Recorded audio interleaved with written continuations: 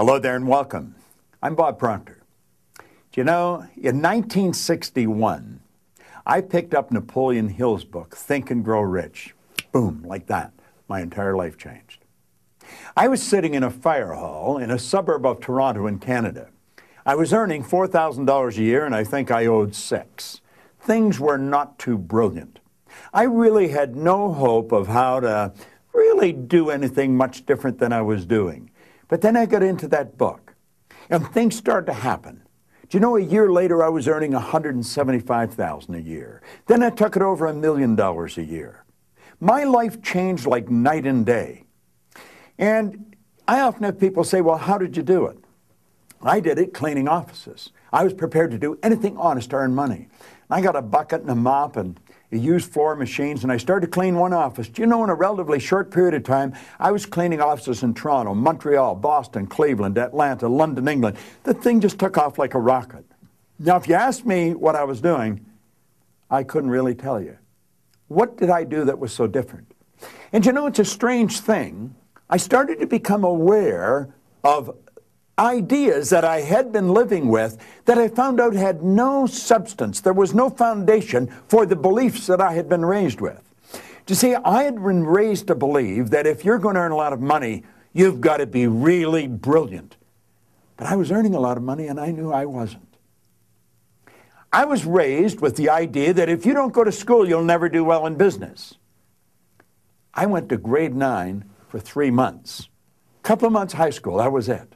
And here I was operating a business in 3 different countries and 7 different cities. And I started to ask myself, how does this happen? What am I doing that's so different? People would ask me and I say, well, I'm cleaning offices. But you know, I think that cleaning offices was almost incidental to what I was doing. I could have been doing anything. I had to find out what happened to me. Why did I change? And you see, what I really did, I changed my belief about who I am. You know, I've been into the Bible, the Bhagavad Gita, the Quran, the Torah, all the religious books. I have a phenomenal library of self-help books. I've got over 3,000 books on the shelves just in my library alone. They're all up there in alphabetical order by author. Now, up until 1961, I had never read a book. Think and Grow Rich was the first book I'd ever read. But I started to study. I wanted to know, why did I change? Because I gave that book to other people and nothing happened to them. Do you know, it took me 9 years. And what I arrived at is I had changed my belief about who I am. Now, in all of the great books, it said you've got to believe. William James, the great psychologist from Harvard back around 1900, he said, believe and your belief will actually create the fact. Well, you know, we read that all things are possible if you believe. Well, I started to study this word belief, and I thought, where does it come from? How do we arrive at it? How do we believe? Why do we believe what we believe? Do you know, if you really analyze most of your beliefs, they have no foundation. We believe lies. We really do. We'll say, well, I believe that, and yet our behavior would indicate we'd never heard of it. Now, this really puzzled me. I made a very good move way back in the early 60s. I selected coaches, mentors. I've had 7 of them in my life, and phenomenal ones. And I would listen carefully to them. I'd always have questions prepared when I was going to meet with them. And I remember I was sitting with Val Van de Waal. We were in a hotel in Toronto, and he said something just in idle conversation like that. It was like rockets going off in my mind. He said, our belief system is based upon our evaluation of something. And frequently, if we reevaluate a situation, our belief about that situation will change. I said, what'd you say? He said, what do you mean? I said, you said something about belief. He said, our belief is based upon the evaluation of something. And frequently, if we reevaluate a situation, our belief about it will change. And suddenly, I realized what had happened in my life. I began reevaluating who I was. What made me tick? You see, if you'd asked me who I was, I would have said I was Bob Proctor. But I'm not Bob Proctor. Bob and Proctor are just 2 words. That's my name, but it's not me. Or I might have said, well, this is me. No, this is my body. This is not me. You never hear anybody phone into work and say, body's not coming in today, it's sick. Now think about this for a moment. You've never heard anyone say, hand. My hand, it's something I have. My name, it's something I've got. My body, it's something I've got. Well, who am I? Well, you see, over the years, it took me 9 years to figure this out. What actually happened? I started to evaluate who I was. I want you to hold your hand up in front of you. Hold it right up in front of you and look at it. It looks solid, doesn't it? It's not solid. It's a sieve at the very best. If you took the proper microscope and studied it, you'd be blown away. There's particles of energy, and there's a greater space between the particle than the size of the particle itself. Now, this thing that looks solid, that's our perception. And our perception creates our reality. But our reality sometimes is false. Our body is a mass of molecules in a very high speed of vibration. Do you know way back in the 50s, a DuPont scientist determined that there's approximately 11 million kilowatt hours per pound potential energy locked up in the electrons in the atoms of your body. We are nothing but a living mass of power. And then you'll hear somebody come in the house and they'll say, who's there? Oh, it's just me. Do you know, kids going to school don't realize who they are. And school's not teaching us who we are. Well, I started to study this. Do you know, if you just studied the electrical system in your body, the central nervous system, do you realize that the central nervous system in this physical instrument you're living in would make the electrical system in a supercomputer look like an absolute toy? Now think of this for a moment. Have you any idea of the number of electrical signals fly through your body for the simple purpose of signing your name on a piece of paper? Do you know, it's a rather sad thing. We can go right through our educational system and learn very little about ourselves. There's a couple of things we're not taught in school. There's many things we're not taught, but there's a couple that are vital to our success. Number one, we're not taught how to earn money. No, we're not. 1% of our population earns 96% of all the money that's being earned. Now think about that for a moment. And we're not taught how to make decisions. That's why we have people running around saying, what do you think I should do? The crazy part, they're usually asking somebody that does not think. One of my mentors was Earl Nightingale. I worked with Earl Nightingale and Lloyd Conant for 5 years. I feel blessed. It was such an education. From the Nightingale-Conant Corporation. Do you know, the Nightingale-Conant Corporation started the personal development industry as we know it today in recorded fashion. They really did. They started the industry. I had the good fortune of working with those two men for 5 years. It was an education the likes of which very few people would ever be exposed to. I learned so much about me. And you know the crazy part about it? When I learned about me, I learned about you. Do you know we're all essentially the same? Do you know what's different is our behavior, our belief systems, and the results we get.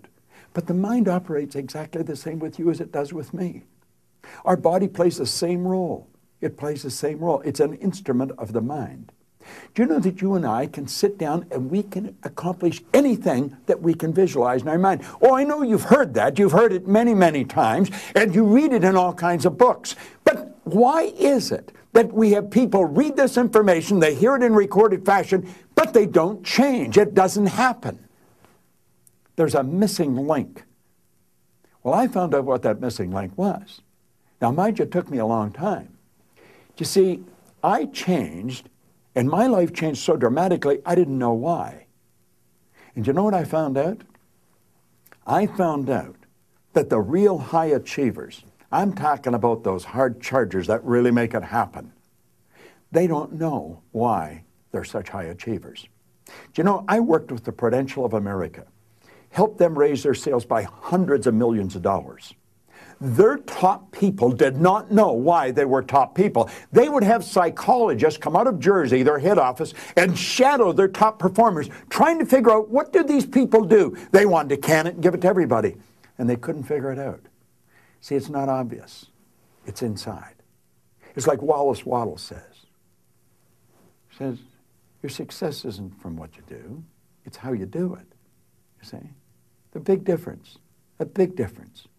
It's not what you do, it's how you do it. It's what's going on inside.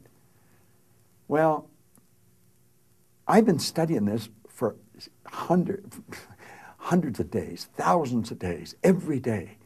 I'm absolutely fascinated with it. And you see, I believe you want to know how to do better. Now, I'll tell you why I believe that. Now, you may have given up at some point, But there's something inside of you that wants to express itself in a greater way. That's why it keeps want. And then we're raised to believe, well, you can't have everything you want. The truth is you can. You really can. And you know something else? You don't have to be the smartest kid on the block. No, you don't.